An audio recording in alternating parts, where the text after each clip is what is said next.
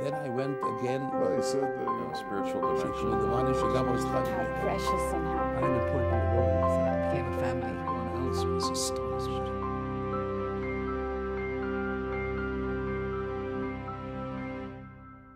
An excerpt from the Jewish educational media film, Faithful and Fortified.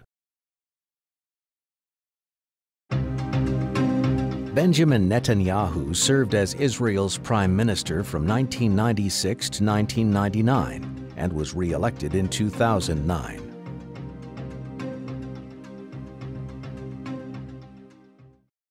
it's here, year after year, that Israel is unjustly singled out for condemnation. It's singled out for condemnation more often than all the nations of the world combined. 21 out of the 27 General Assembly resolutions condemn Israel, the one true democracy in the Middle East. Well, this is an unfortunate part of the UN institution. It's the theater of the absurd. And yet, even here, in the General Assembly, the truth can sometimes break through. In 1984, when I was appointed Israel's ambassador to the United Nations, I visited the great rabbi of Lubavitch. He said to me, and ladies and gentlemen, I don't want any of you to be offended, because from personal experience of serving here, I know there are many honorable men and women, many capable and decent people serving their nations here. But here's what the Rebbe said to me. He said to me, "You'll be serving in a house of many lies." And then he said, "Remember that even in the darkest place, the light of a single candle can be seen far and wide."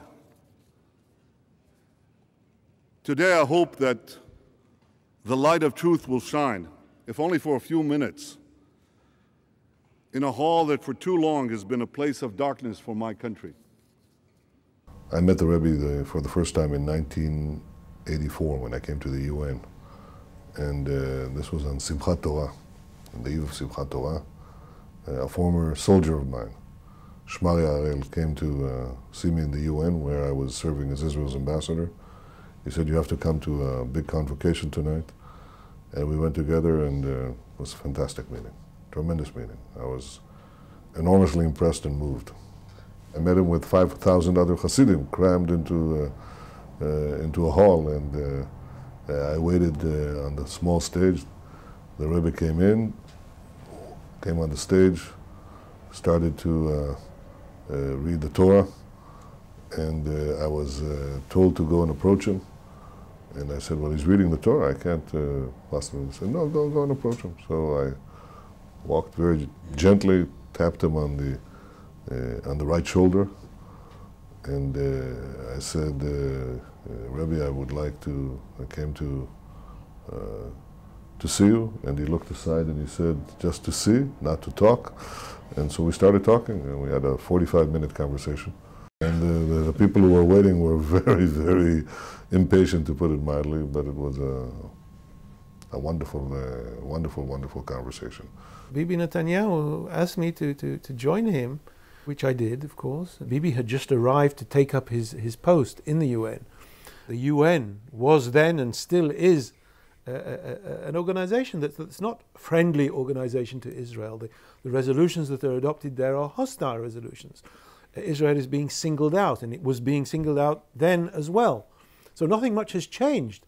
And so the challenges that Bibi was facing were large challenges, and the Rebbe was very concerned that Bibi, as Israel's ambassador, will be a strong ambassador and not be afraid to express Israel's position without being overly diplomatic or too considerate of other things.